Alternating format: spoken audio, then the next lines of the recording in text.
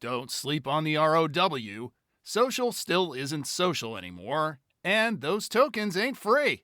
Welcome to the Unlimited Supply Podcast, your daily music business TLDR in your ear, powered by Interest Media, replacing social media, and brought to you by No Disc, helping music technology and finance companies navigate the music industry, and partnered with Digital Music News. It's August 5th, 2026, and I'm Lars Murray. It's Viral Wednesday, but before we go viral, Earnings Palooza marches on. Yesterday, Spotify announced its Q2 2026 results, and most of the recent trends continued. Top-line revenue was up 15% year over year. Most of that growth is coming from the so-called rest of the world. Don't sleep on the rest of the world. Rest of the world, ROW, is so much easier to say than Asia, Latin America, etc. Spotify is starting to lean into that new normal, and it's going to start to milk the cow rather than grow the cow.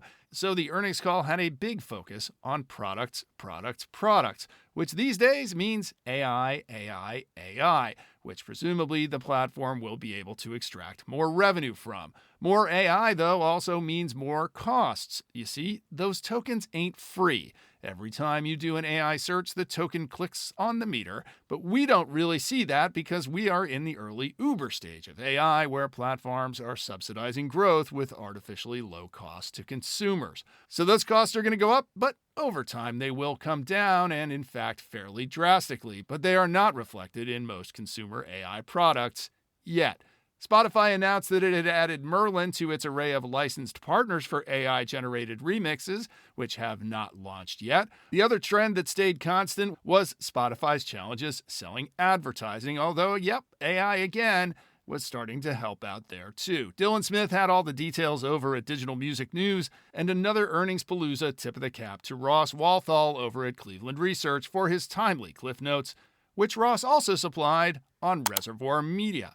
Why do we cover Reservoir so much? Well, for one, they're public, unlike most of the new old publishers outside of the major labels. Reservoir also continues to grow, but this time it was more slowly than in Q1, with a streaming growth number of 13% versus their 21% in Q1. Excluding new acquisitions, though, that growth rate was 6%, which looks like the new normal. It looks like a business, if not the business. To that end, Reservoir also announced that it was dipping a toe into the frontline label business. It's actually easier to dip a toe in that business than ever before, with formerly costly label infrastructure available to just about anyone. They chose to launch this initiative with UK A&R ace, old friend and colleague Ali Hodge, who is goated for bringing the vaccines in Las Vegas into my life.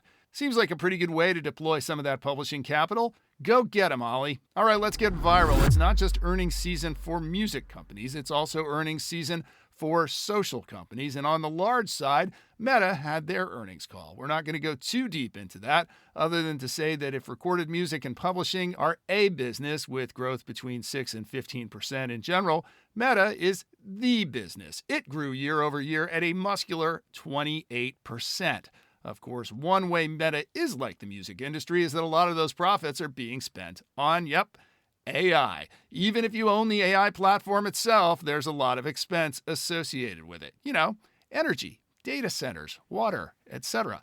Those tokens ain't free. Another way Meta's like the music industry is that its growth is also coming in the ROW markets. Don't sleep on the ROW, but here, there, or anywhere, Meta is really good at holding your attention, and Meta is really good at selling ads, unlike Spotify. And better for them, it doesn't even really need you to be social anymore. They just need you scrolling away. If you think that there's relief in sight from scrolling on Meta, well, looking at the Q2 earnings of a couple of secondary social partners doesn't provide a whole lot of relief. Snap is just kind of rolling along, not really growing. Its user base is not really contracting either, but they're trying to figure out, as ever, how to make some real money.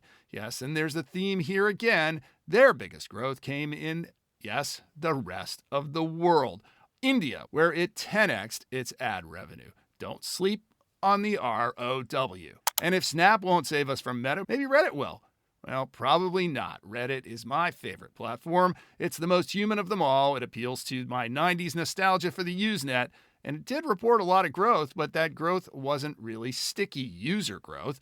A lot of Reddit's growth came from AI search results and chatbots, which love Reddit for the same reason I do, because Reddit's content tends to be pretty human and pretty accurate, at least relative to other sources.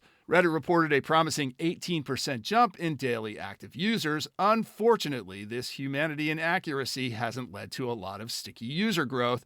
It's mostly people coming in from searches. But in a social market where knowing your fans and owning your data is off the table, if you have humanity and accuracy, well, maybe that's got some value too. Because as we've noted so many times, social media ain't really social anymore. As for what's actually viral this week over on TikTok, our viral for the olds is the Boys in the Hood wailing sax impending danger theme. Back in the day, John Singleton, the director of the movie, hired Stanley Clarke to create an original score. Stanley then brought on Kirk Whalum to play the sax. Apparently, they had to watch each scene about 20 to 30 times before finally getting the score to match the scenes.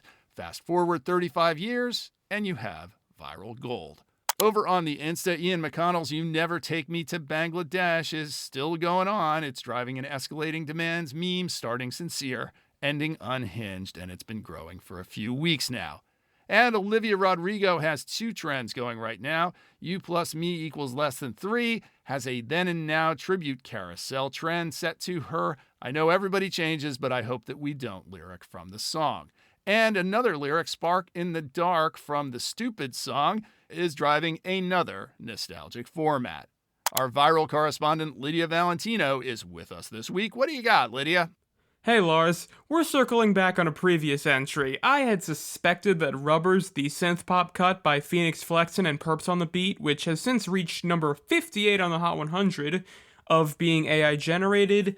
Lo and behold, producer Medicine has revealed the smoking gun, revealing that the song was made entirely in Treblo, formerly known as Sonato, with the program's name being changed days before the song's release. And Phoenix is not the only one who's been caught.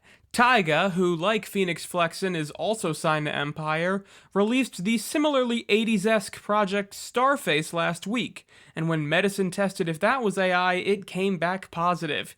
Treblo even published a Was This Made With Treblo detector, which has whacked all of the aforementioned tracks. Credit to Marcus Lawrence from Zinstrel for being the first on this story back in June, and Wired's Dexter Thomas for more on the story. Thank you, Lydia. You can check out Lydia's V30 playlist on YouTube. There is a link in the show notes.